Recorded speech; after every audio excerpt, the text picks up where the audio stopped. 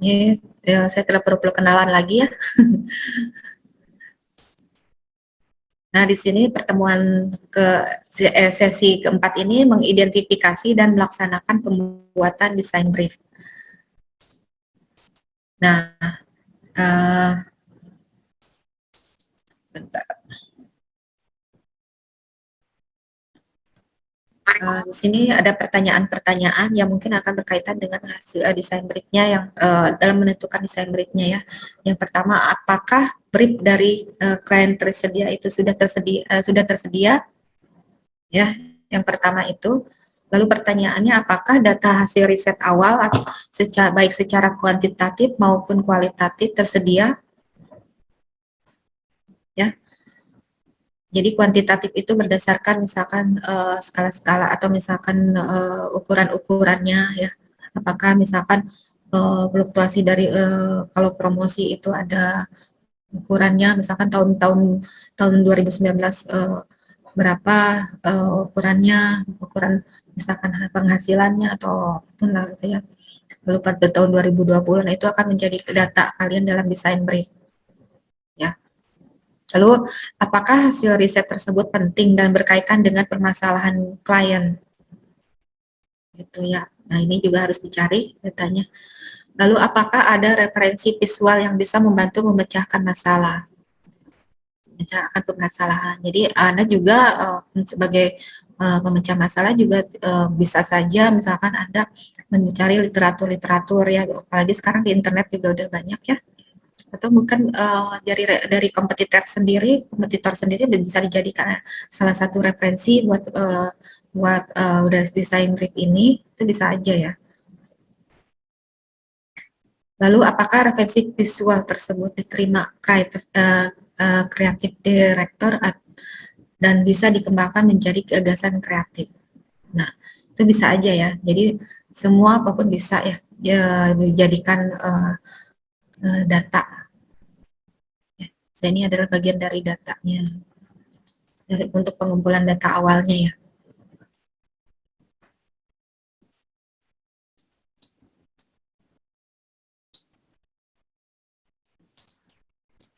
Nah, untuk cara membuat desain briefnya, yang pertama tentukan dulu judulnya atau title-nya ya. Tuliskan judul dari desain brief kita. Judul kita mengandung nama, brand atau project serta highlight dari objektif utama kita. Misalnya, project milenial ini adalah membuat packaging desain, lalu meredesain tampilan brandnya ya. Jangan lupa juga menambahkan identitas brand agar setiap orang selalu mengingatnya. Ini pentingnya, termasuk positioningnya juga ya. Adalah cara membuat desain briefnya. Yang pertama, lalu yang kedua adalah bidang pekerjaan atau project scope istilahnya. Tuliskan skop pekerjaan yang harus dilakukan sebagai akibat dari brief ini. Pikirkan dengan baik sejauh mana kita membutuhkan bantuan graphic designer. Misalnya nih, apakah kita hanya membutuhkan desain grafis kemasan 2 dimensi saja, atau termasuk dalam desain struktur kemasan atau botol baru dan lain sebagainya.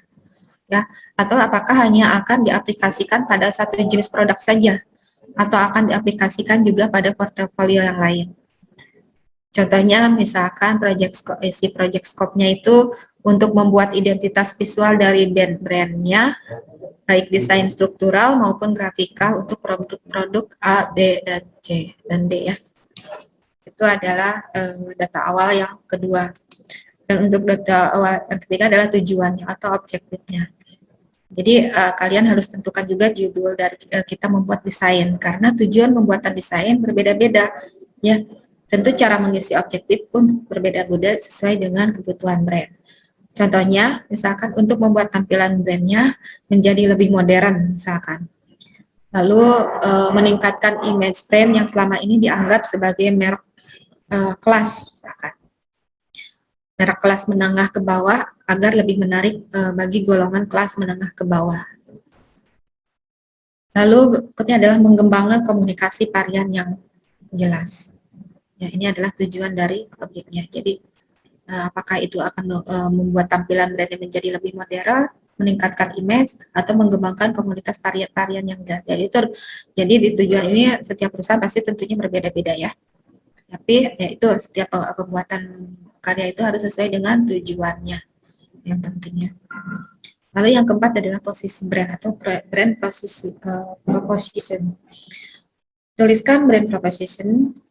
Setiap brand tentunya telah memiliki proporsi yang telah disepakati. Untuk itu diperlukan analisis SWOT.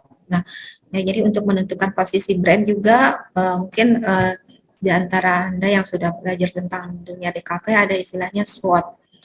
Ya, SWOT itu adalah Anda bentuk analisis. S-nya itu adalah strength, kekuatannya, weakness, ya, kelemahan, opportunity atau kesempatan, threat-nya hambatan. Nah, ini untuk supaya mempermudah ada membentukkan posisi brandnya.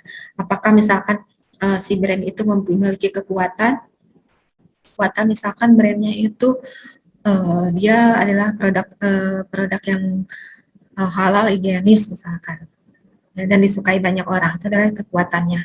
Waktu weakness, kelemahannya misalkan ini produk makanannya, jadi makanannya itu mudah basi gitu. Jadi waktu untuk proses basinya itu cukup singkat misalkan, itu kelemahannya. Lalu opportunity atau kesempatannya mungkin secara target audiens lebih menyukai makanan-makanan yang praktis, itu mungkin bisa jadi kesempatan kita bagaimana membuat promosi yang lebih bagus lagi. Lalu hambatannya, misalkan biasanya kalau hambatan itu treatment itu hambatannya misalkan semakin banyak kompetitor, itu adalah hambatannya. Nah, ini untuk menentukan posisi brandnya yaitu menggunakan analisis SWOT. Ya. Lalu yang kelima adalah visi brand atau brand vision. Tuliskan brand vision yang tentunya secara internal juga telah disepakati. Ya, tujuan dari brandnya itu seperti apa, nah itu harus bisa secara internal disepakati ya. Lalu atau latar belakang atau background yang melatar belakangi brand tersebut ya. Seperti brand kita bergerak di bidang apa, bagaimana situasi pasar ini, ulas mengenai keadaan kemasan yang sekarang. Ya, ini misalkan brandnya kita bergerak dalam bidang angkutan umum misalkan. Lalu bagaimana situasinya saat ini? Apakah angkutan itu memang banyak saingnya atau misalkan penggunanya seperti apa? Itu adalah bagian dari situasi saat ini. Apakah angkot-angkot itu memang sudah banyak masih tetap digunakan sama masyarakat? Ya, angkutan umum misalkan angkutannya yang betul ya. Dan sekarang kan sementara orang sekarang lebih banyak menggunakan kendaraan yang online, misalkan seperti itu adalah bagaimana situasinya. Lalu keadaan kemasan yang sekarang, atau ini yang berkaitan dengan kemasan. Nah, sekarang kemasan trennya seperti apa? Ya, kalau kalian perhatikan kemasan makanan atau kemasan apapun sekarang ada yang trennya. Misalkan lebih ke apa ya? Lebih menghindari yang plastik-plastik misalkan. Nah, itu akan menjadi latar belakang atau background dari perusahaan tersebut. Brandnya telah berada di pasaran Indonesia dalam 3 tahun terakhir ini. Ini contohnya ya, saat ini brandnya menempati urutan ketiga dengan pencapaian sales misalnya 20%. Sejak diluncurkan 3 tahun yang lalu, brand ini belum pernah melakukan penggantian kemasan. Walaupun hingga saat ini brand terus bertumbuh secara signifikan, namun pembauran desain replacement terhadap tampilannya kemasan yang dinilai telah ketinggalan zaman oleh konsumen tetap perlu dilakukan. Nah, ini adalah satu kutipan ya sebetulnya yang membahas tentang apa perlunya setiap kemasan itu, bagaimana perlunya kemasan mendapatkan data tentang kemasannya. Apakah itu harus ada pembaruan secara desain atau placementnya? Apakah perlu setiap brand itu mengganti kemasan? Ya, itu tergantung dari situasinya. Nah, lalu yang ketujuh adalah target pasar atau target market. Jadi di sini tuliskan target market brand, misalnya apakah para ibu-ibu ya atau apakah remaja ya. lalu kisaran umurnya berapa, domisilinya di mana, tingkah lakunya bagaimana. Nah, ini digunakan untuk membantu desainer memahami siapa yang akan melihat produknya dan untuk siapa digunakannya. Dan ini nanti juga akan berkenaan dengan yang elemen-elemen desain yang akan kalian susun. Karena secara psikologis target market ini juga berbeda ya. Misalkan ibu-ibu dengan remaja lebih menyukai misalkan warnanya apa misalkan ya, atau misalkan dari makanan lebih dari warna makanan, kemasan makanan misalkan lebih sukanya apa, dan makanan itu sendiri untuk siapa umumnya misalkan. Nah, biasanya kan kalau ibu-ibu lebih tidak terlalu banyak menyukai yang kayak ciki gitu ya, tapi kalau remaja kan lebih menyukai yang ciki kayak gitu ya. Jadi ini penting juga target pasarnya. Lalu, nah ini adalah pitching menentukan harga. Tuliskan strategi atau kondisi harga brand secara umum jika dibandingkan dengan pesaing utama. Misalnya 5% di bawah harga pesaing. Nah, ini adalah untuk bagaimana ya strateginya supaya pitching ini dibandingkan dengan pesaing utama itu bisa bersaing lah ya.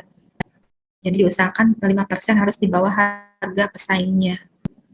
Dan ini diperlukan untuk membantu desainer memahami kondisi persaingan di pasaran dan membantunya untuk lebih fokus terutama dalam berusaha menciptakan desain yang misalnya mampu mengalahkan brand-brand di sekitarnya dengan harga serupa. Ya, ini perlunya menentukan harga atau pricing.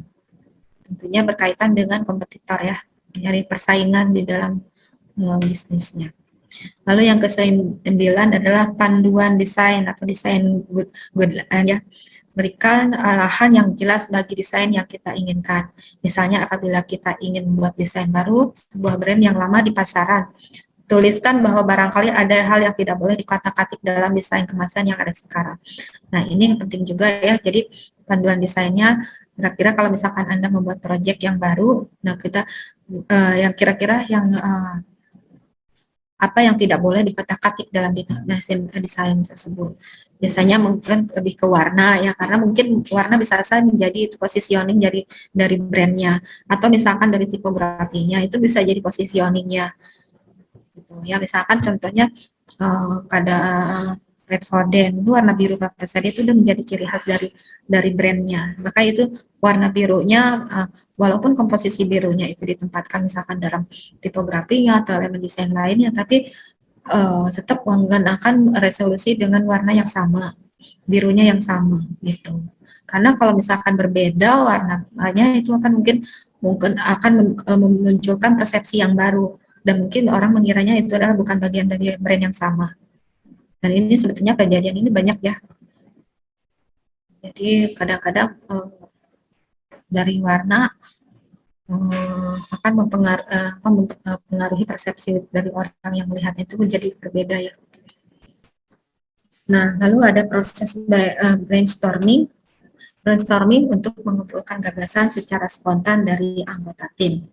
Tim ini terdiri dari creative writer atau penulis iklan, ada art director atau pengarah seni, desain grafis, dan dipimpin oleh kepala tim yang disebut group head. Nah, ini punya brainstorming ini adalah ide-ide gagasan dari tim ya berdasarkan hasil kesepakatan antara creative writer-nya, ya, art director-nya, lalu muncul ide atau dari brainstorming. Jadi ada satu kesatuan dari ide-ide yang muncul dari kesepakatan tim di sini. Nah, istilahnya dengan brainstorming. Nah, proses brainstorming ini, klien membeli brief yang berisi permasalahan. Nah, pada awal ini adalah tahapannya yang pertama untuk mencapai prosesnya itu, brainstorming itu yang pertama kita gali dulu dari klien apa yang menjadi permasalahan dari perusahaannya. Lalu akun selaku pihak penghubung antara klien dengan jasa kreatif menyampaikan pada pimpinan jasa kreatif berikut penawaran harga. Nah, ini adalah penghubungnya ya, jasa-jasa kreatif. Lalu kreatif director mengetahui lalu memberi mandat kepada grup head untuk melakukan brainstorming guna memecahkan permasalahan. Lalu grup head dan tim melakukan brainstorming terdiri dari creative writing dan art creator. Jika perlu ditambahkan visualizer untuk memperjelas konsep atau ide. Ini prosesnya.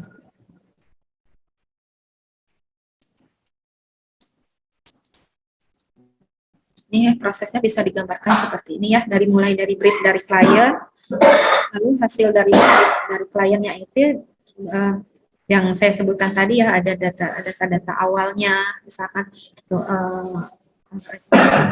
perusahaannya, dasar-dasarnya, lalu diterima oleh akunnya.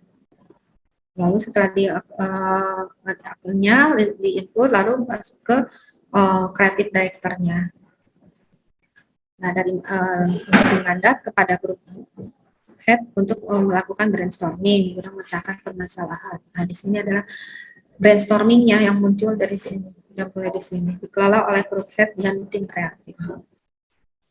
Nah, ini ya penjelasannya, klien memberi brief yang berisi permasalahan. Lalu yang kedua tuh tugasnya Okon ini adalah selaku pihak penghubung antara klien dengan jasa kreatif, menyampaikan pada pimpinan jasa kreatif berikut penawaran harganya, ya. Dan kreatif director mengetahui lalu memberi mandat kepada grup head untuk melakukan brainstorming guna memecahkan masalahnya ini. Lalu grup head dan tim melakukan brainstorming terdiri atas creative writing dan art director. Jika perlu ditambahkan visualizer untuk memperjelas konsep. Jadi dari prosesnya ada 4 ya. Proses brainstorming, hasil brainstorming berupa konsep atau ide. Gagasan ide diketahui oleh creative director, lalu dipresentasikan kepada klien diikuti oleh account. Lalu klien menerima gagasan tersebut. Nah, lalu berikutnya adalah proses mind mapping ya, atau pemetaan. Mind mapping merupakan metode pemetaan berpikir kreatif yang dikembangkan oleh Tony Buzan. Mind mapping merujuk pada pola berpikir Divergent yang menunjukkan adanya percabangan pada beberapa kata kuncinya. Ya, ini ada teorinya tentang mind map. Kalian bisa lihat gambar di sini design thinking-nya seperti ini. Jadi sebetulnya untuk menentukan mind mapping itu harus tentukan dulu 5W1H seperti ini ya. Ada what-nya, ada why-nya, ada when-nya, ada who-nya, ada how-nya. Nah, ini gambarnya mind mapping-nya. Jadi di pertemuan ketiga saya sudah menjelaskan tentang mind mapping-nya. Ini adalah gambarnya seperti ini.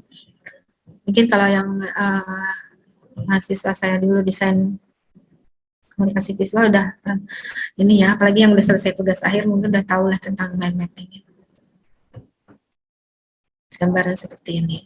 Pola ini membantu desainer untuk mendapatkan gambaran visual yang diinginkan oleh klien dan membatasi ide-ide lain dari luar itu. Nah, ini dikumpulkan semuanya ya supaya bisa membantu gambaran secara visualnya dulu. Dan ide-ide yang mesti dibatasinya dari luar itu. Ini termasuk di sini ada target audiensnya ada ya.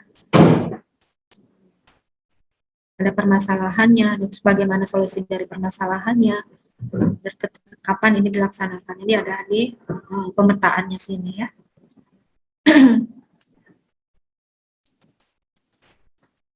Menentukan kata kunci. Kata kunci atau keyword lazim digunakan dalam berbagai keperluan. Misalnya untuk menambah pemetaan mind map atau browsing terkait dengan ide dan referensi.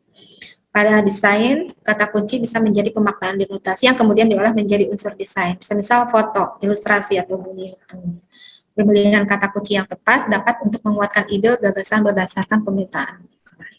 Nah, ini kata kunci ini sebetulnya kalau pada saat kalian membuat desain itu hanya selalu mengacu kepada kata kunci.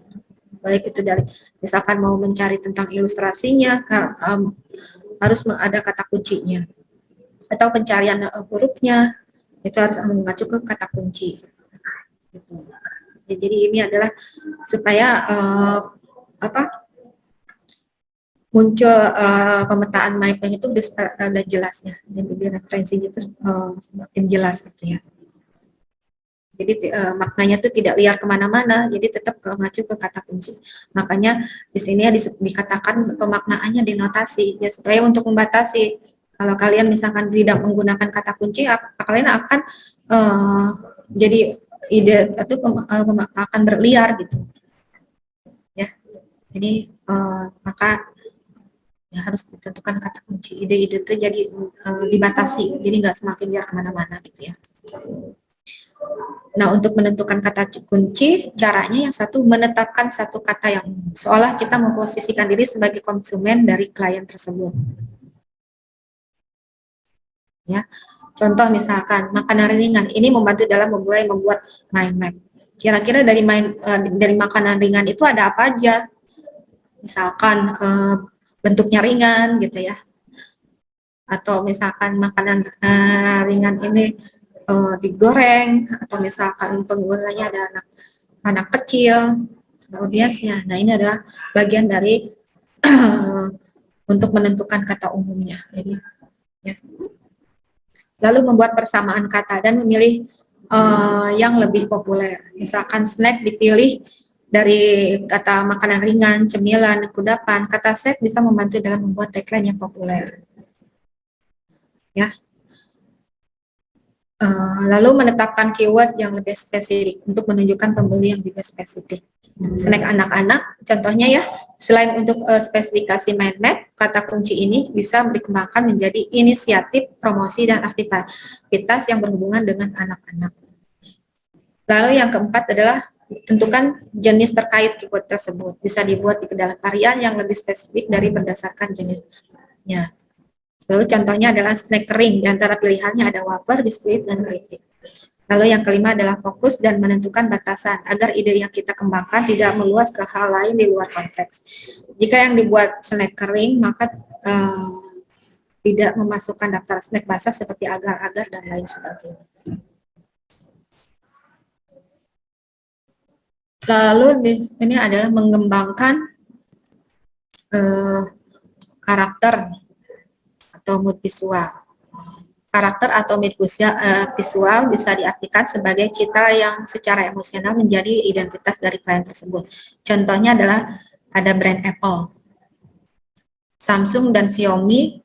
Warna hitam adalah Apple, biru adalah Samsung, dan jingga warna adalah Xiaomi. Ini adalah gambarnya ya.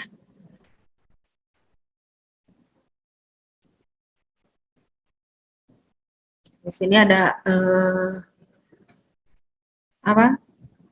warna-warna ya yang berkaitan dengan logo ya. Ini contohnya.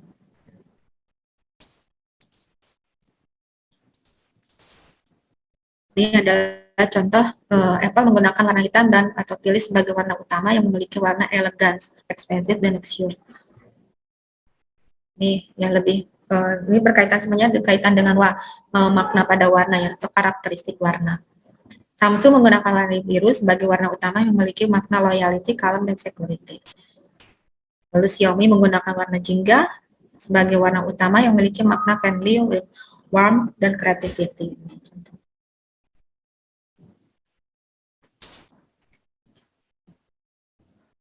Lalu adanya batasan karakter atau mood visual tidak keluar dari konsep yang akan dibuat. Contohnya, jika membuat logo berkonsep alam, maka tidak membuat logo berkonsep high-tech. Ini harus perlu diperhatikan ya. Lalu yang kedua adalah mengikuti arahan yang berada dalam lingkungan konsep. Jadi apa yang diinginkan klien, misalnya font kesan elegan hanya menggunakan 2 warna. Lalu yang ketiga adalah menentukan tanda yang merepresentasikan konsep desain. Representasi dari alam, misalnya gambar gunung, tumbuhan, atau sungai. Lalu yang keempat adalah menentukan elemen visual yang menginterpretasikan konsep desain. Misalkan warna hijau menginterpretasikan dedaunan, biru menginterpretasikan air, garis lurus menginterpretasikan ketegasan. Lalu yang kelima adalah berpikir terbuka dan menerima masukan. Saran dari anggota tim, atasan, atau masyarakat menjadi pertimbangan desainer.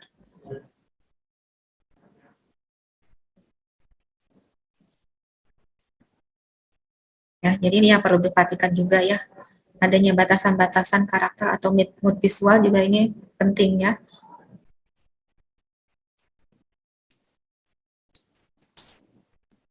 Nah, dari hasil brainstorming akan diperoleh ide atau konsep. Selanjutnya dibuat sketsa, desain, atau draft desain. Jika proyek desain yang dilakukan adalah berupa desain logo, maka akan tercipta beberapa sketsa logo untuk diajukan ke klien. Nah, ini adalah beberapa alternatif ya yang diajukan ke klien. Misalkan ini konsep dasarnya tentang larem ini ada tentang alam. Ini aja ada yang menampilkan tentang uh, laut dan langit ya, seperti ini. Ini beberapa alternatif. Jadi memang sebelum ini juga harus sebelum final, jadi harus memang menentukan prototipe atau model desainnya ya.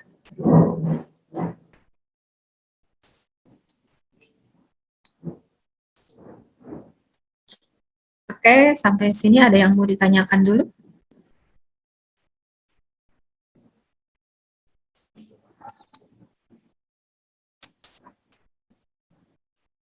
Jadi kalau tadi pertemuan ketiga Ibu hanya menjelaskan secara singkat, jadi secara detail itu di pertemuan keempat tadi. Jadi setiap udah pada ngantuk ya. Oke, nggak apa-apa. Bentar lagi ya. Pertemuan keempat ini menjelaskan secara detailnya. Jadi apa gunanya adanya freezing, ada apa gunanya kita memahami tentang ruang lingkupnya, seperti itu. Baik, supaya tidak ngantuk, Ibu coba Anda membuat latihan ya. Nanti ini coba Anda membuat desain logo. Saya tadi udah kasih contoh PDF-nya ya. Yang tadi yang PDF yang saya kasih contoh di sesi ketiga kan ada tentang logo yang kampus itu ya. Oke, Ibu mau lihat pemahaman kalian tentang desain brief ini melalui sebuah logo. Ibu minta kalian membuat logo tentang makanan ringan. Saya kasih contoh tadi yang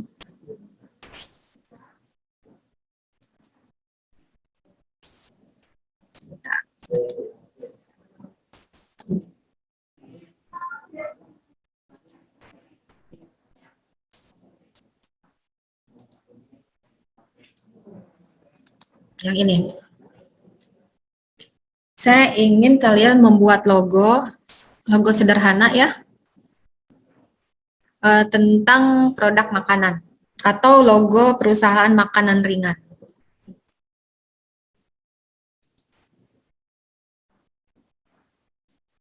Saya kasih waktu atau yang sudah selesai boleh mempresentasikannya ya.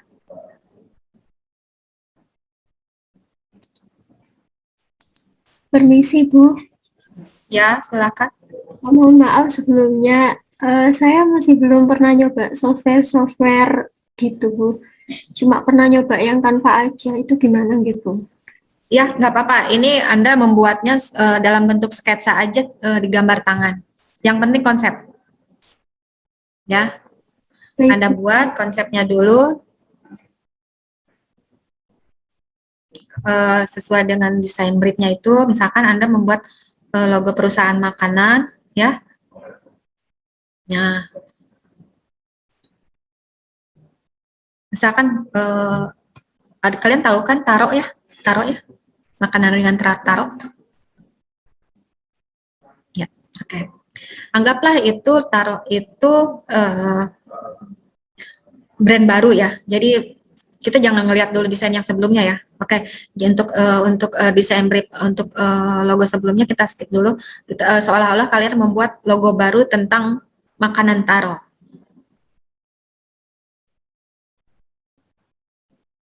Ya, tolong Anda buatkan logonya ya. Saya ingin kalian membuat logo tentang makanan ringan taro tersebut yang rasa makanannya itu yang seaweed ya, seaweed tentang laut. Target audiensnya adalah anak-anak usia 7 tahun.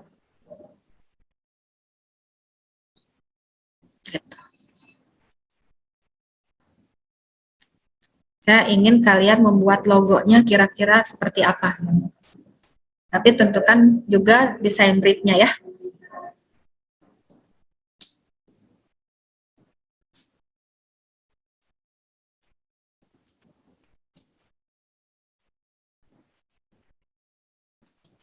Warna, tipografi disesuaikan dengan karakter makanan ringannya itu sendiri.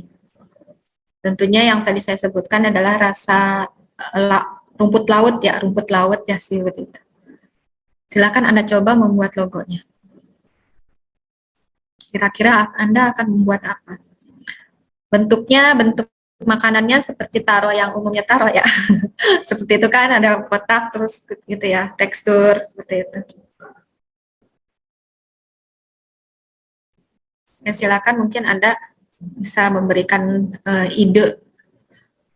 ide tentang cara bagaimana membuat logo makanan ringan tentang taro yang rasanya rumput laut yang audiensnya adalah anak umur 7 tahun gitu.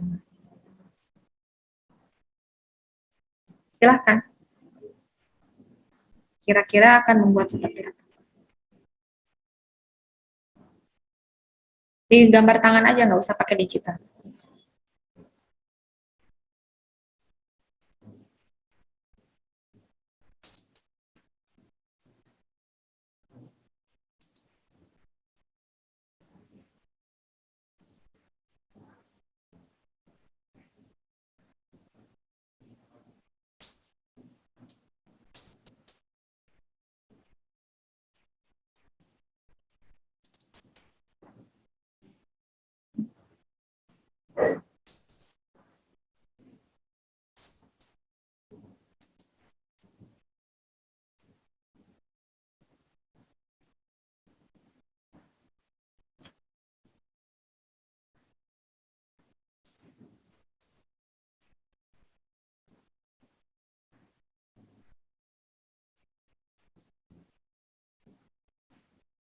Bisa aja Anda mungkin menambahkan elemen-elemen seperti ikan laut, rumput laut, atau bintang laut, terserah.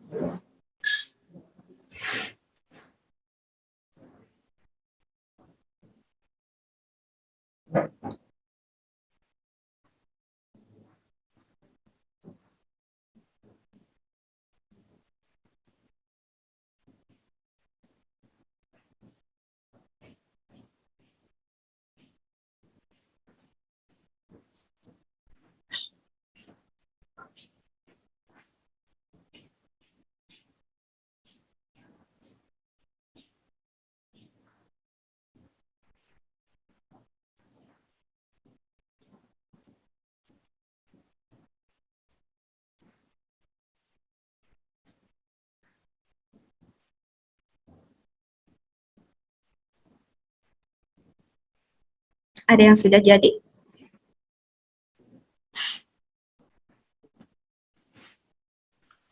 Belum, Bu. Oke, silakan. Atau ada yang masih bingung, mau ditanyakan silakan. Sambil diskusi ya. Nanti kita latihan saja.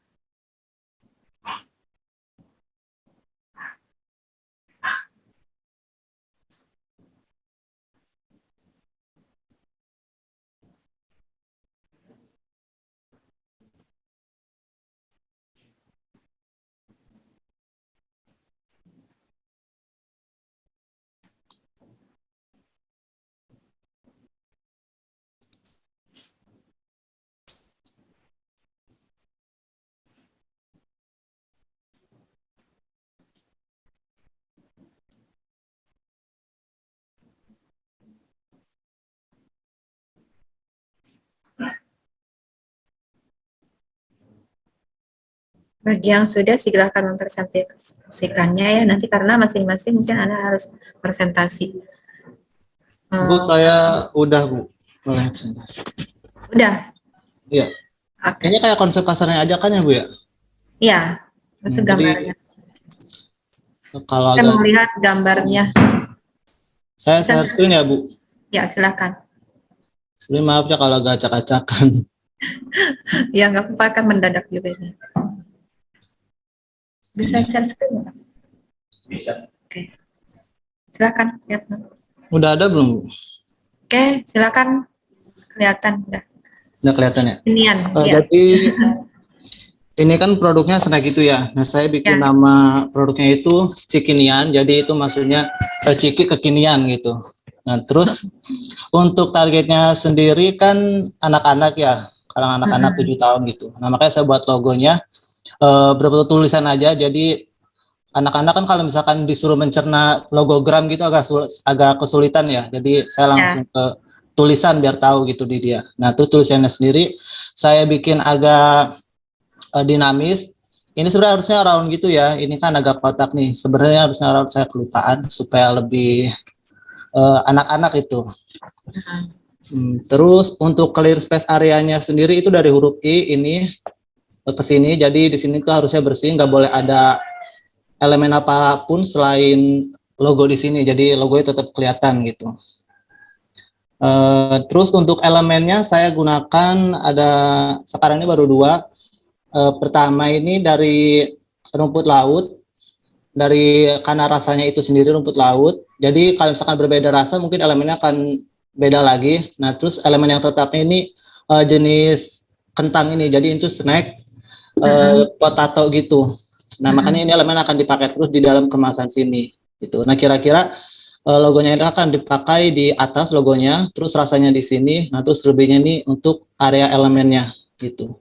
Nah, untuk warnanya sendiri karena ini rasanya rumput laut, jadi warnanya dominan warna hijau di sini.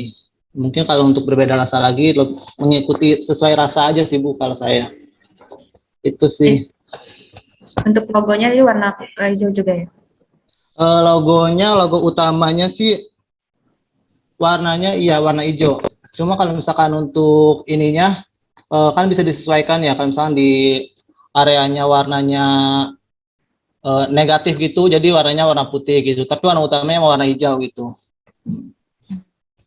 Kemasannya sendiri warna hijau. Iya, kalau kemasan emang menyesuaikan rasa, Bu. Oh gitu. Terus kalau sini kalau lihat dari kemasan kira-kira penekanan di mana nih? Karena kalau misalkan logonya warna hijau, kemasannya hijau, kira-kira apa yang mau ditonjolkan di sini? Ini kan logonya warna hijau. Nah, kemungkinan di sini elemennya itu di fokus warna hijau, elemennya itu yang warna hijau, karena kan seaweed gitu ya. Nah, terus dominan warna background si kemasannya itu warna putih aja, Bu. Jadi si logonya tetap menonjol, terus untuk poinnya juga tetap menonjol, poin yang kayak keterangan rasanya, elemen tetap menonjol gitu. Itu sih Bu. Jadi backgroundnya itu tetap warna agak keputihan. Oke, jadi di sini Anda bermain logo type saja ya, jadi tidak Iya. ada logo ground ya. Jadi lebih karena tadi yang Anda jelaskan sendiri mungkin berkaitan dengan target audiensnya yang anak 7 tahun ya. Iya. Oke, terima kasih Suyatno. Bu, terima kasih. Nah, ada lagi yang lain?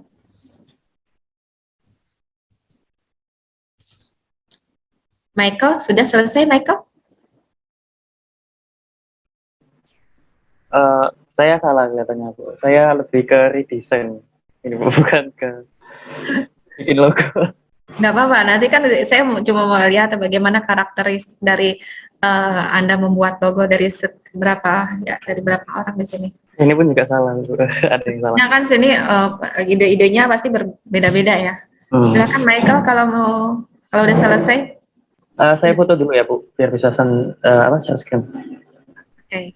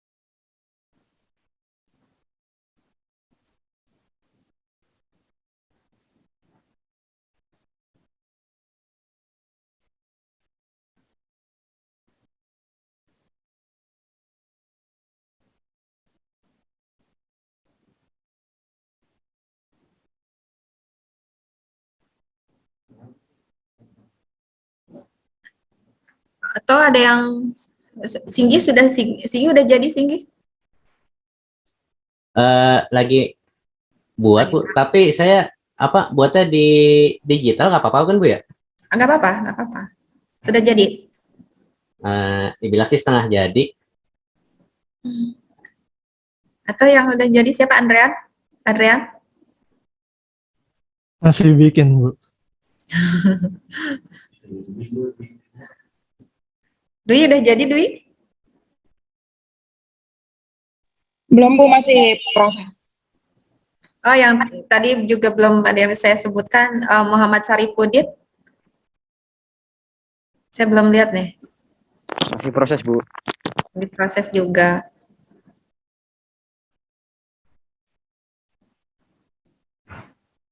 Akmel, udah Akmel?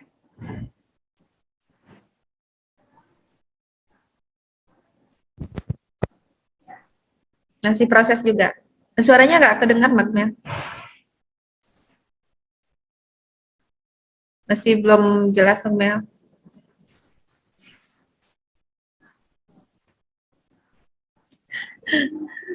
Nggak ada suaranya, Akmel.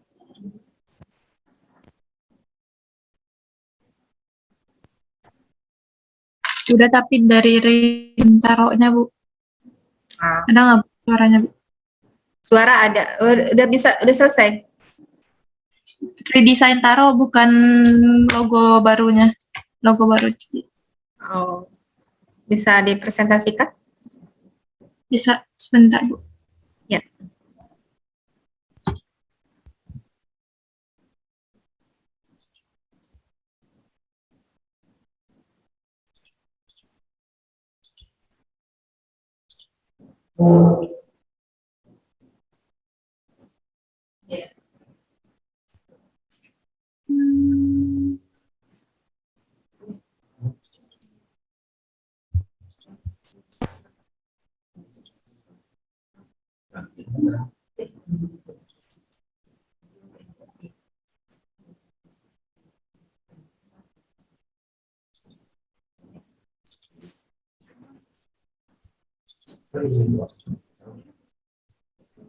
Kelihatan nggak Bu? Belum masih loading. Ya, sudah kelihatan. Silakan. Iya Bu. Akmel. Ini Design Taro yang versi Siwitnya. Saya cuma nambahin elemen-elemen yang tadi Ibu saranin sih Bu. Ya kayak ada tulisan Siwitnya. Terus itu ada marginnya segitu, warnanya warna kayak Taro asli, tapi di belakangnya tuh warna putih biar kelihatan. Dan tulisan Siwitnya warna hijau. Oke. Jadi tulisan Siwitnya ini bagian dari logonya atau? Iya, soalnya kan ini yang versi Siwitnya yang saya bikin Bu.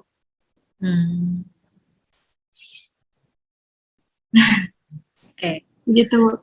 Ada lagi yang mau disampaikan? Udah. Nah ini ya mungkin sedikit pemahaman aja ya tentang logo ya. Logo juga ada jarak bacanya juga ya. Jadi kalau saya tadi Iya, lihat Bu.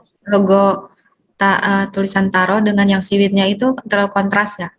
Jadi kalau misalkan nanti suatu logo itu diperkecil, apakah Siwitnya itu tulisannya kebaca atau tidak? Karena terlalu kecil kontras dengan yang tulisan Taronya. Itu juga harus dipertimbangkan dalam membuat logo ya. Oke Bu, masih Bu. Ada yang sudah jadi lagi? Masih kasihkan jadinya ya. Andrean, silahkan Andrean.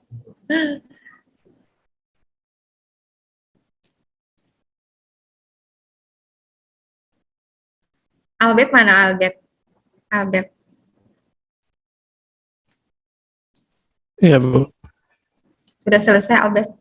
Belum, Bu. Masih dibikin, Bu.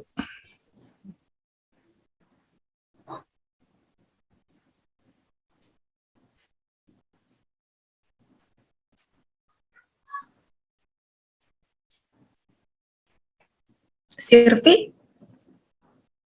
Sirpi masih ada kan? Masih Ya, masih Bu, belum, masih proses. Ade Irma?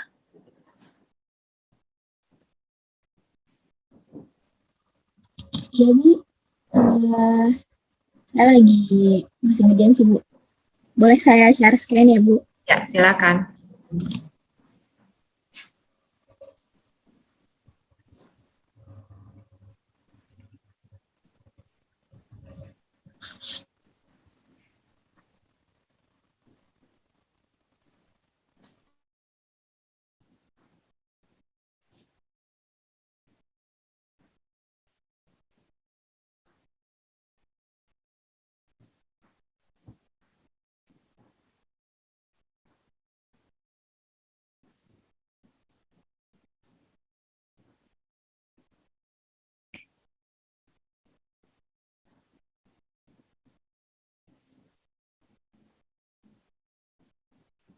Oke, silakan Anda jelaskan.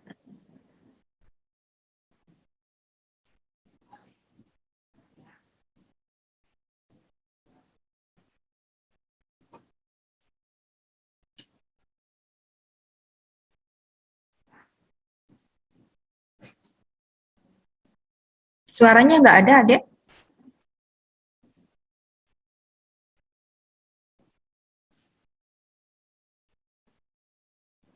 Adek masih di unmute, Adek.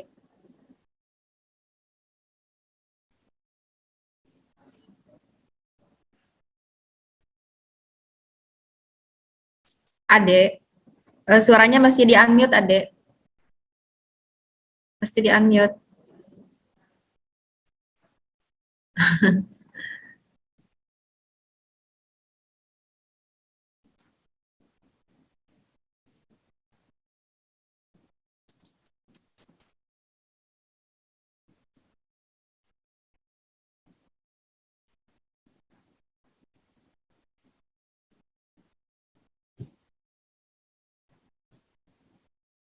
Adek, suaranya tolong dinyalakan dulu, deh.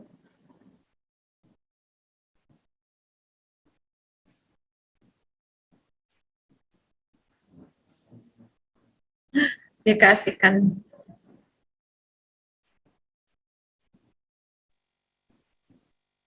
Ibu, saya habis Ade ya, Bu? Ya, silakan.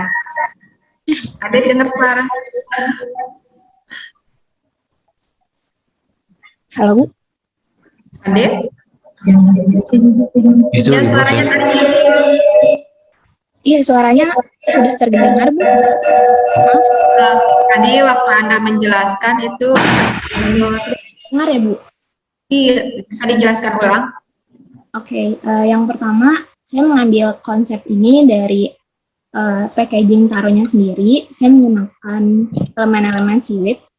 Yang pertama, saya menggunakan font, nama fontnya Happy School. Font ini saya pilih karena targeting kita adalah target anak-anak usia 7 tahun. Saya juga menggunakan dua warna, yaitu warna kuning dan warna hijau. Warna kuning ini diambil karena warna kuning memiliki pesan, yaitu menarik selera dari makanan itu sendiri. Yang menandakan kuning ini adalah ya logo makanan gitu. Yang selanjutnya warna hijau saya pilih dari elemen seaweednya sendiri. Nah, di sini ada dua opsi. Yang pertama ada logo seaweed di depannya dengan dengan tipografi taro. Yang kedua ada tulisan taro dengan di belakangnya ada elemen-elemen seaweed. Seperti itu, Bu. Nah, ini dua alternatif ya. Jadi sebetulnya Anda meredesain yang tulisan Toro yang udah ada ya. Jadi tulisannya seperti ini. Iya, Bu. Logo taronya sendiri. Oke. Oke, terima kasih. Ya, Dek. Iya. Idenya jadi redesign dari sini ya, hanya mengubah tipe tulisannya aja ya. Oke, selanjutnya siapa? Dwi ya tadi ya, Dwi yang mau menjelaskan. Silakan Dwi. Iya. Bentar, Bu. Udah kelihatan, Bu? Belum. Oh.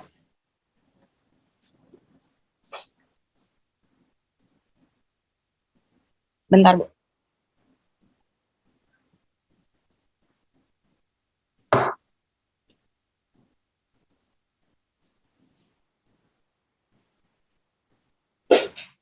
Nah, saya bikin kayak gini, Bu. Jadi, font tulisannya itu saya bikin pakai font yang cheerful gitu, sesuai sama targetnya gitu anak-anak. Sama saya pakai warna kuning sedikit keorenan yang ngasih kesan tuh lebih ceria gitu, lebih cheerful gitu, terus hangat gitu, sesuai sama kayak sifatnya anak-anak.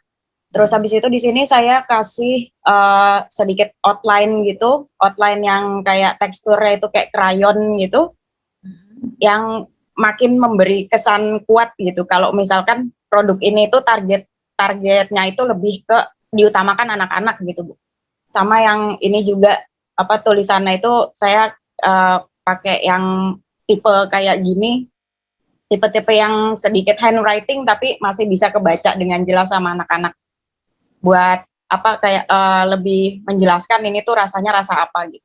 Kalau misalkan yang background hijau ini buat kayak komparasi gitu, Bu. Jadi misalkan produknya apa warna produknya itu kemasan packagingnya itu warnanya hijau kayak gini, dia masih bisa kelihatan. Jadi gitu, Bu. Tadi maaf, tadi tulisan mengapa Anda mengambil tulisan tipe huruf seperti ini? Karena lebih kesannya tuh kayak ceria gitu loh, Bu. Kayak nggak formal gitu, kayak playful aja gitu, Bu. Oke, terima kasih, Dwi. Ya, sama-sama, Bu. Ya, ada lagi yang mau share screen? Jadi saya juga mau di sini mau lihat ya dari sekian mahasiswa ide atau gagasannya tentang desain logo Taro ya. Kira-kira ada ide lain? Silakan. Ada yang mau nampilkan? Bu, saya mau nampilin. Silakan, Mbak.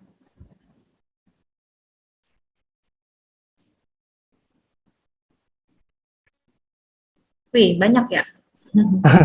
Ini sih apa namanya lebih ke proses ya, Bu. Proses, Jadi ya. kalau aku konsepnya di sini bukan ngubah logo yang lama tapi lebih ke nambahin karena menurutku logo Taro yang lama tuh kayak ikonik kenal pasti Taro tuh logonya gini. Jadi kalau aku lebih ngegabungin rasa seaweednya sama logo utamanya, jadi nggak terpisah, jadi satu kesatuan. Ya, Aku di sini nampilin jadi hasil apa namanya produk akhirnya itu di ini, yang ini.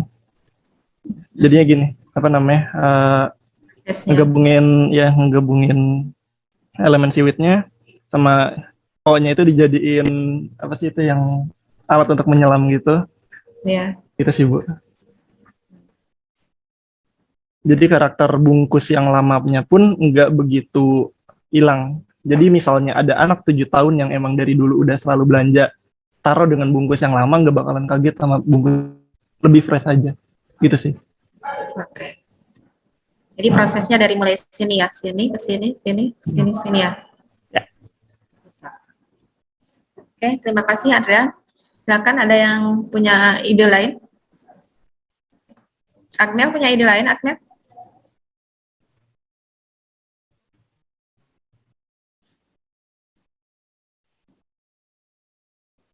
Belum, Bu.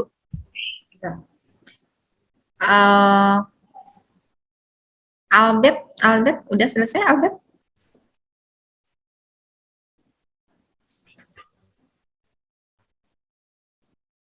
Masih proses. Singgih? Iya, Bu. Sudah selesai? Kalau dibilang sudah, tapi kalau punya saya miripnya punya Andrian tadi, Bu ya? Oh gitu. Iya, pikir. Biar saya share screen. Ayo, silakan.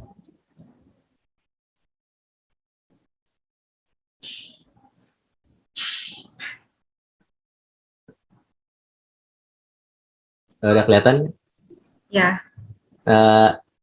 Kayak logo ya Andrian tadi, kalau saya rubah tulisan Taro cuman merubah fontnya, jadi kalau yang pertama logo Taro kan tulisannya pakai slab serif, jadi tebel, kaku. Jadi kalau untuk anak 7 tahun terlihat jelas. Kalau saya cuma dirubah jadi tulisan dekoratif, terus ditambah sama elemen-elemen laut kayak ikan, rumput laut, sama batu karang. Kalau warnanya itu yang saya pilih tuh untuk tulisan taruhnya tetap warna kuning, nama tulisan netnya diganti warna hijau. Itu aja sih Bu. Kalau bentuk backgroundnya jadi sama packagingnya warna biru, biru laut. Biru apa hijau ya? Hijau laut. Biru Bu, Biru, oke. bentuk Terima kasih. packagingnya. Iya, itu aja. Terima kasih ya. Berarti sepemahaman lah sama Adrian ya. Iya Bu. Ada yang lain? Mungkin ada yang punya ide lain? Fatimah punya ide lain, Fatimah? Sebentar Bu, saya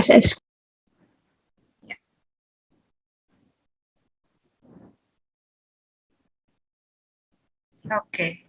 Silakan Anda jelaskan.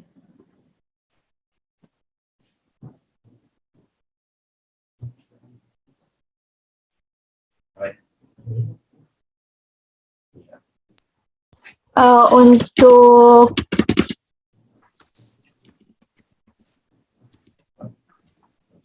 sebentar ya Bu, cuma ada kendala ini. Ya, silakan.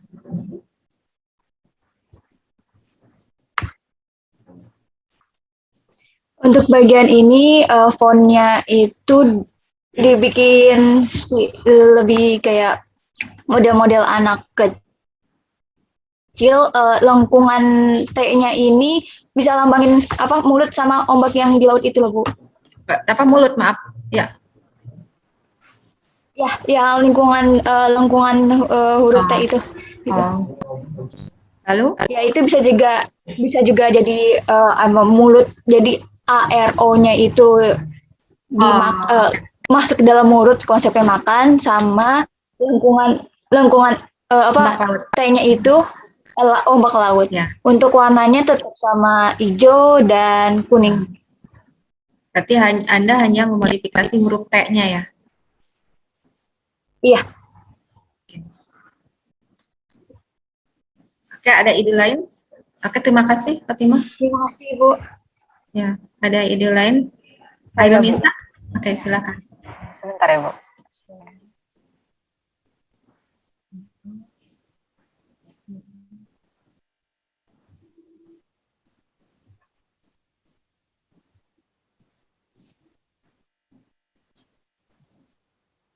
Terlihat nggak Bu? Ya, sudah terlihat. Ini dua alternatif ya?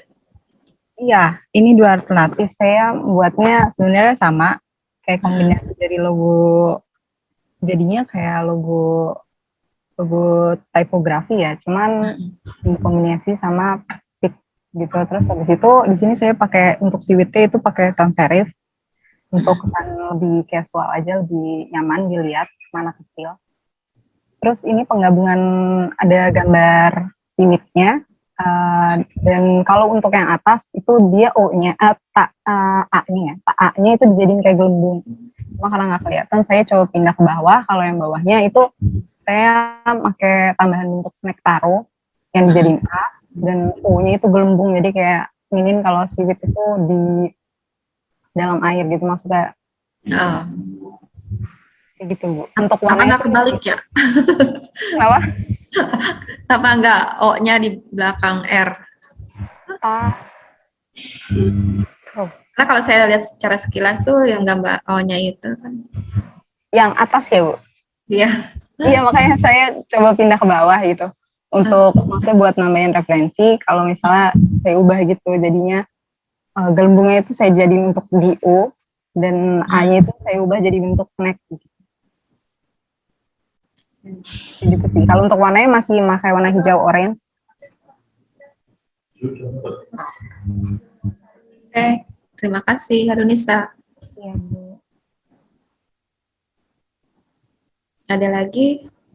Ya, apalagi yang mau mempresentasikan?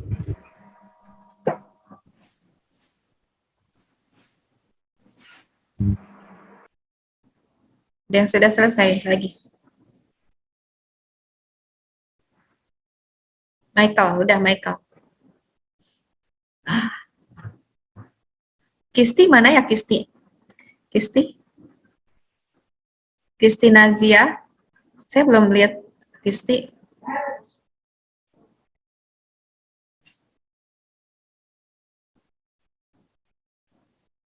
Kristina Zia.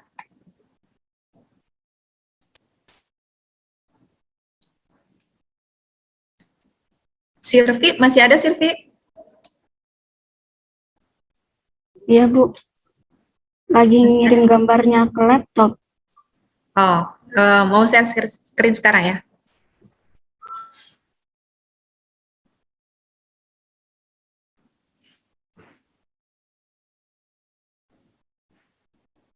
Kalau Ibu maaf kalau ada yang duluan juga nggak apa-apa. Ini soalnya lagi lemot.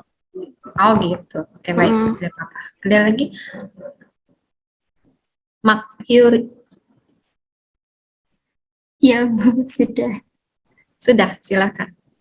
Izin share screen gitu. Ya.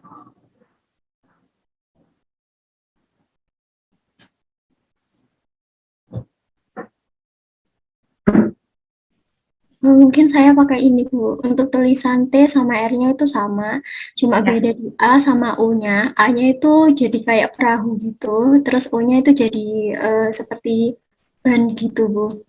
Jadi kan seperti menunjukkan bahwa anak kecil itu suka petualangan gitu. Sama warna orange, merah, sama hijau. Di sini hijau itu ada gambar seperti rumput laut menunjukkan kalau itu rasanya itu seaweed gitu, Bu. Terus juga beda di bolongan yang R-nya itu seperti apa? Bentuk rumput laut gitu, Bu. Terus? Untuk warnanya saya pakai orange, merah, sama hijau. Orange seperti menunjukkan merah itu seperti semangat gitu, Bu. Kalau anak kecil kan biasanya penuh dengan semangat gitu. Terus kalau lihat ada perahu, ada ban, mungkin mereka itu lebih tertarik gitu karena ada animasi apa namanya itu kayak seperti gambar-gambar gitu, Bu. Oke, terima kasih Mbak Rif. Mungkin saya sedikit menambahkannya dalam terutama dalam penggunaan logo sebetulnya ada prinsip-prinsipnya dalam membuat logo. Ya, yang pertama adalah kejelasannya, clarity-nya. Jadi harus jelas ya. Misalkan kalau logo itu sebetulnya semakin simpel, semakin maknanya semakin penuh, itu akan semakin menarik. Gitu ya. Jadi kalau misalkan di sini saya melihat ini malah seperti ilustrasi, jadi bukan seperti logo. Ya, jadi di sini karena ada menampilkan perahu, ada bahkan ban, atau mungkin dari sebetulnya gambar ini menarik, tapi mungkin bisa disimpelkan hanya karena kita akan membuat logo gitu. Ya, termasuk misalkan penggunaan warna pun tidak boleh lebih dari 3 ya sebetulnya gitu. Karena kalau semakin banyak warna itu akan mempengaruhi kenyamanan untuk ke dalam sebuah logo. Baik, Kalau Bu, mungkin terima kasih, Bu. ya, Ya, terima kasih atas sarannya. ya, ini untuk saya menjelaskan sedikit untuk semua ya. Jadi sebenarnya kalau logo itu semakin simpel itu akan semakin menarik. Yang penting adalah maknanya. Gitu ya. Contohnya misalkan logo Nike. Nike hanya misalkan checklist biasa, tapi dia memiliki interpretasinya yang lebih kesannya lebih semangat, ya kan, memiliki apa ya, seolah-olah seperti karena kan dia lebih ke produk sport ya, produk olahraga seperti sepatu, baju gitu ya, tapi itu lebih ke sport. Jadi seolah-olah semangat yang tinggi. Tapi walaupun hanya checklist biasa, tapi orang sudah lebih banyak mengenal logo Nike ini. Bahkan sampai sekarang pun Nike seolah-olah tidak pernah ada rebranding kan. Ya, karena itulah keberhasilan dari sebuah logo. Gitu. Semakin simpel, semakin menarik, semakin komunikasi, semakin mudah dipahami oleh audiensnya. Gitu.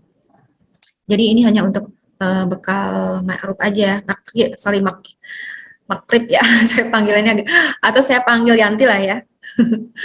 Iya, boleh. Yanti tuh tadi basicnya apa ya sekolahnya? Sekarang saya itu, Bu, di jurusan matematika. Oh, ke matematika, luar biasa ya bisa ikut di desain. Tapi ya itulah kalau sebetulnya kalau dalam desain itu, dalam membuat logo itu, yang penting untuk pemahaman dari Yanti ya. sesimpel mungkin. Jadi tidak seperti kita menggambar ilustrasi. Kalau ilustrasi mungkin semua kita bisa memasukkan di situ, atau misalkan membuat poster semua tulisan dimasukkan gitu ya. Tapi kalau untuk dalam logo itu simple. Mungkin nanti sering lihat kan logo-logo itu kenapa dibuat simple ya. Itu karena ada kriteria, termasuk jarak bacanya. Dalam jarak tertentu logo itu harus bisa dilihat, harus bisa dibaca. Terus penggunaan warnanya ya. Warnanya juga kan mereka punya positioning tersendiri. Ya, contohnya misalkan warna biru pada Bank BCA dengan warna biru pada Bank Mandiri itu kan berbeda ya. Yanti sering lihat kan. Nah itu mereka punya ciri khas tersendiri. Jadi nggak bisa kalau misalkan menggunakan warna biru yang BCA dan itu pasti akan takutnya jadi salah persepsi gitu. Terus jadi misalkan untuk logo itu tidak membatasi warna tidak lebih dari 3, terus misalkan penggunaan huruf. Setelah itu pokoknya sesederhana mungkin, yang penting komunikatif gitu.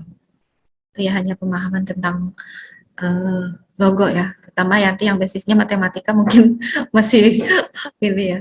Tapi menurut Yanti gimana nih tentang materi desain brief? Apakah bisa dipahami maksudnya? Ya, desain brief itu jadi sebelum kita menentukan desainnya, desain final desainnya juga Yanti harus paham kebutuhan-kebutuhan dari kliennya ya, atau kebutuhan dari konsumennya. Nah, kalau seorang desainer itu dia itu ada bagaimana jadi apa ya, pemecah masalahnya gitu. Dan itu kalau misalkan Anda sebagai seorang desainer itu jadi bisa memecahkan dari persoalan yang ada dari klien maupun dari audiensnya gitu. Jadi ada di antaranya. Dan supaya desain yang dibuat itu menarik ya, terlepas itu misalkan desain logo, desain kemasan, dan apapun lah itu ya harus dirancang dulu, dibuat dulu konsepnya sesuai dengan desain brief gitu. Baik Bu, ini udah bisa saya stop share? Ya, boleh. Itu hanya untuk pemahaman Yanti ya, yang basicnya matematika ya. Ada lagi yang mau share screen? Iya Bu, saya. Silakan Sirvi.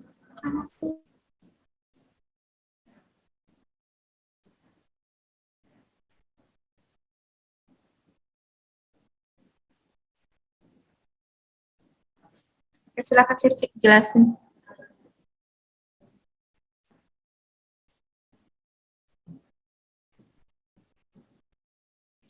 Masih di mute, Sirvi. Iya Bu, maaf. Ya. Jadi kan awalnya saya bikin yang di bagian atas ini.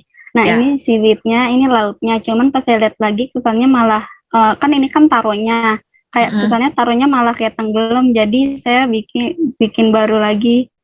Yang kedua yang lebih simpel.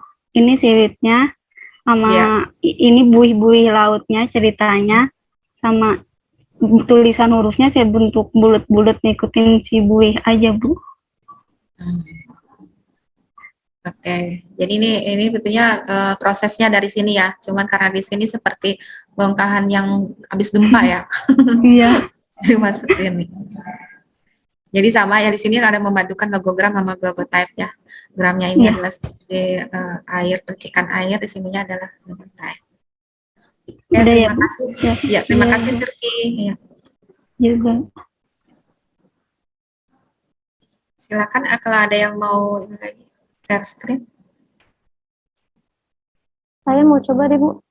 Silakan Aini. Ya.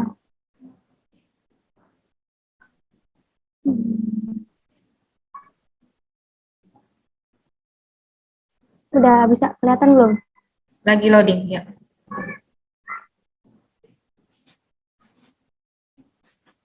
Udah ada. Belum.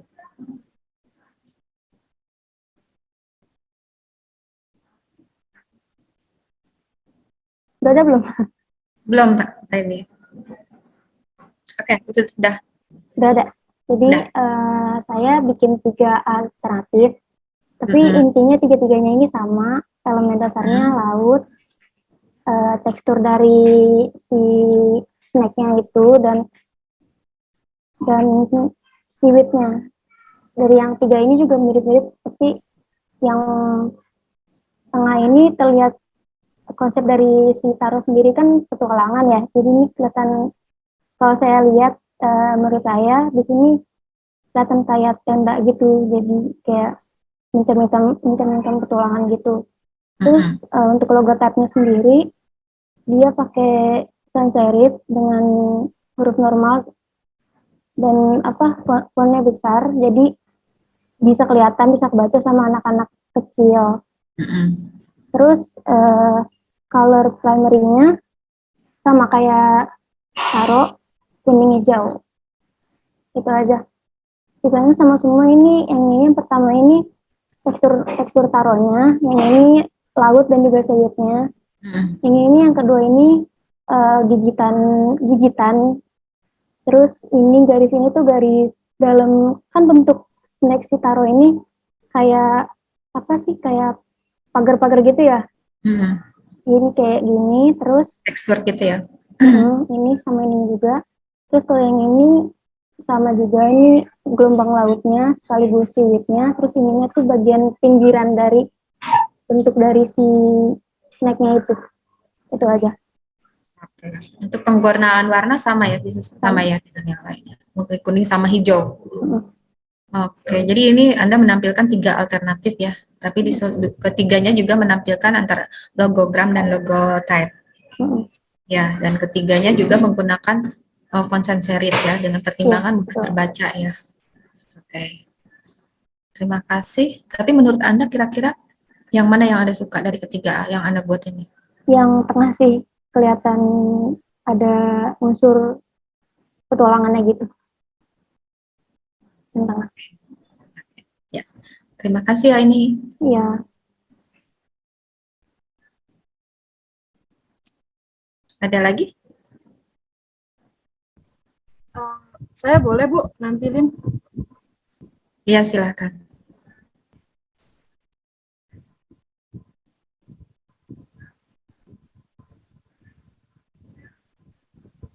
Tadi siapa yang mau tampilin? Saya Bu Widya. Oke, Widya, silakan. Kalau dari yang saya buat ini sebenarnya fontnya sendiri nggak berubah dari logo asalnya, cuman yang berubah di huruf O-nya itu jadi bentuk si Cikitaronya sendiri yang udah digigit. Tadinya sih saya pengen buatnya jadi agak melengkung gitu, jadi kayak bentuk huruf O gitu. Cuman supaya tetap kelihatan cikinya jadi tetap kotak. Lalu berubahnya juga di yang huruf E-nya itu jadi dari rumput laut. Kalau warnanya juga dari ikutin warna yang logo lamanya, Bu. Oh, jadi yang Anda modif ini, yang ada modifikasi itu dari huruf ininya dari O ini menjadi bentuk ini ya? Iya, bentuk cikinya. Ini itu aja ya. Dengan tambahkan the net ini ada seperti rumput laut gitu ya. Untuk penggunaan warna pun sama ya? Iya, penggunaan warnanya kuning sama. dan hijau. Cuman, kalau taruhnya kuning kayak warna cikinya, dan di netnya itu kan putih ya Bu ya. Cuman pas bagian E-nya ini jadi warna hijau. Oke. Ada lagi yang mau disampaikan, Widya? Udah, terima kasih. Oke, terima kasih, Widya.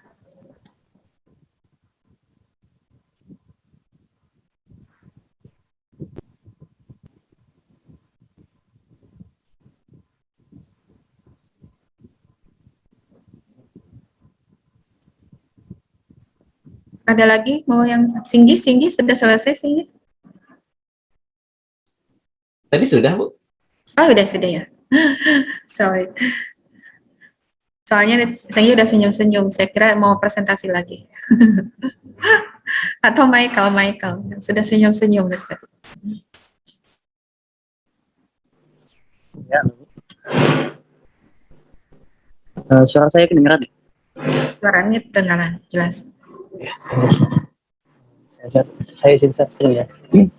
Oke.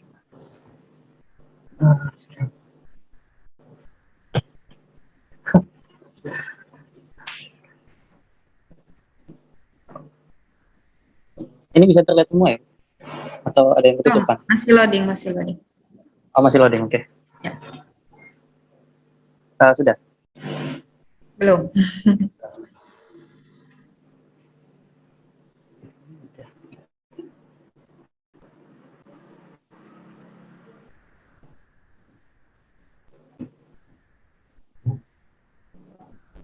Nah, sudah, silakan. Jadi saya di sini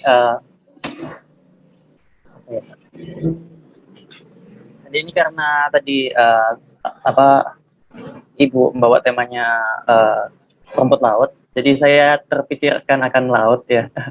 Terus jadi karena ada laut, ada kapal, terus ya jadilah ini ada beban kapal ini apa ya lupa namanya. Terus ini buat yang di background-nya ini sebenarnya salah. Jadi nggak bisa dihapus ya. Gimana ya? Ya gitu pokoknya salah karena terlalu rame ya kalau dilihat karena apa ya? Karena udah ada beban kapal terusnya ini A-nya ini sebenarnya ikan. Jadi nanti fontnya ini pakai font laut gitu. Jadi kalau ada di belakangnya ini kayak terlalu rame gitu jadi apa cuma Tara gitu aja. Terus untuk warnanya sendiri itu pakai warna kuning, terusannya nanti dilapisi apa sama hitam, jadi biar kayak kelihatan gitu muncul apa warna kuningnya. Terus nanti untuk packagingnya untuk packagingnya itu karena anak-anak kan suka superheroik tuh. Jadi itu kayak ada orang tuh yang di tengah tuh ada orang kayak apa Superman gitu keluar dari rumput laut. Nah gitu. Nah terus untuk logonya sendiri di atas terpampang jelas, jadi gak usah pakai background, gak usah pakai apapun itu. Mohon maaf iklan. Terus ada si kotak-kotak kayak aneh gitu. Itu jajannya karena di setiap packaging jajan itu kan ada kayak apa ya? Kayak jajan-jajan kayak berkeluaran gitu loh, kayak ada shining-shiningnya gitu Bu. Nah ya itu Bu. Tadi saya terinspirasi dari itu. Terus untuk warna backgroundnya sendiri itu mungkin biru laut, lelautan gitu Bu. Gitu. Kalau dari produknya kan warna hijau ya. Tapi Iya. kalau logonya warna biru. Produknya yang mana Bu? Yang jajannya sendiri atau? Mas Antaro, iya. Kalau Mas Antaro kan warna hijau ya. Warnanya sendiri kan warnanya kan kuning gitu Bu. Kayak ada sprinkle hijau gitu ya gitu. Tadi biar ke highlight juga gitu Bu. Jadi Anda lebih senang memodifikasi dari huruf-hurufnya ini sendiri supaya lebih kelihatan menarik ya. Karena karena di logonya sendiri kan nggak ada bentuk seaweed, jadi saya aplikasikan ke packagingnya gitu Bu. Ke packagingnya. T-nya termasuk huruf R-nya ya dimodifikasi. Oke, terima kasih Michael. Ada lagi yang mau menyampaikan ide atau gagasannya tentang logo? Saya boleh Bu? Ya, silakan Albert.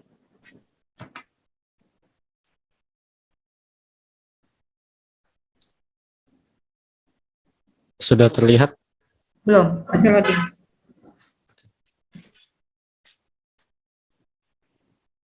Oke, silakan. Ya, jadi di sini saya meredesain dari logo Taro yang sebelumnya. Jadi taruhnya itu typeface-nya menggunakan sans serif untuk keterbacaan, jadi pakai kapital semua. Jadi soft typeface gitu ya.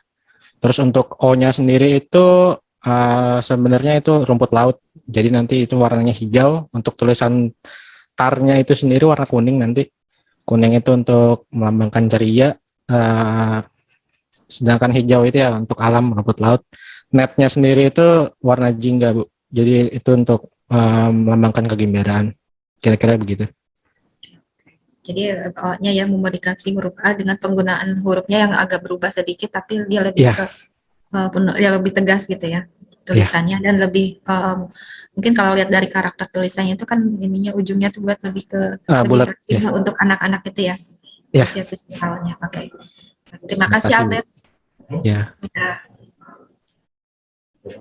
Nah ya, dari semua yang sudah presentasi, Anda bisa lihat bagaimana setiap orang itu memiliki gagasan atau ide yang berbeda. Walaupun Anda sudah mungkin dari, Anda lihatlah kemasan logo, dan termasuk logo dari taruhnya itu sendiri. Tapi dari sekian yang ada di sini juga memiliki ide yang berbeda ya. Kalau seandainya taruhnya itu melakukan rebranding, mungkin apakah itu dari pada penambahan logogramnya gitu ya, walaupun yang logo aslinya kan tidak ada logogram gitu, dan itu disesuaikan dengan keinginan klien. Jadi tadi saya memposisikan saya sebagai klien dan adalah sebagai desainernya, dan itulah sebetulnya dari gunanya desain brief ya. Mungkin saja desain brief itu adalah beberapa ide atau gagasan di antara anda semua, itu bisa dijadikan satu, bisa jadikan satu solusi dari permasalahannya tuh ya. Oke, berarti Anda sudah paham lah ya bagaimana membuat desain brief, termasuk bagaimana menempatkan elemen-elemen desainnya, ya, termasuk bagaimana mengkomposisikan misalkan dari warnanya, bagian-bagian dari data-data awalnya seperti itu ya. Oke, mungkin kita kembali ke materi jadi desain briefnya, kira-kira bisa dipahami? Bisa, Bu. Ya, jadi jelas ya. Ya, jika desain brief itu seperti konsep dasarnya. Jadi tidak asal langsung desain, tidak asal langsung gambar, tapi kalian harus bisa mendapatkan data-data baik dari kliennya, ya, melalui observasi, ya, atau target audiensnya seperti itu. Jadi sekali lagi saya ingatkan bahwa posisi kalian adalah sebagai seorang desainer adalah pemecah masalah. Jadi Anda itu di antara klien dan target audiens. Jadi bagaimana Anda menyampaikan ide-ide atau gagasan yang menarik supaya diterima atau dipahami.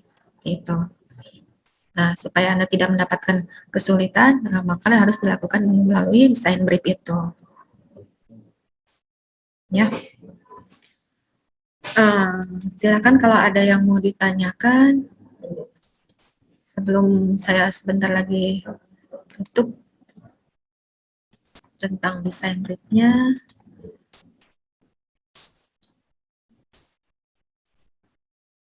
Nanti materinya akan saya share di itu ya, di WA grup ya.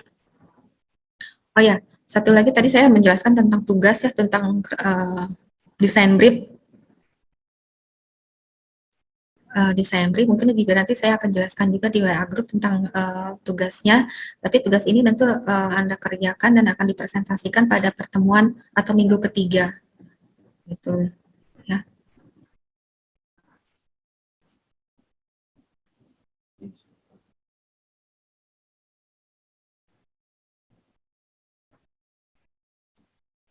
Untuk kerangkanya juga saya akan meng-share kerangka desain briefnya.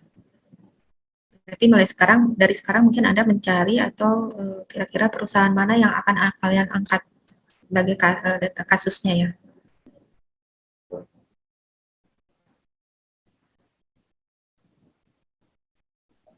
Ibu, jadi nanti perusahaannya kita yang milih sendiri ya, Bu? Ya, betul. Oh, oke. Terima kasih, Bu. Ya.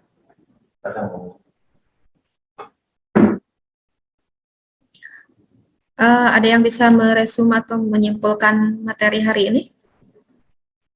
Kalau tidak ada pertanyaan, silakan bisa menyimpulkan.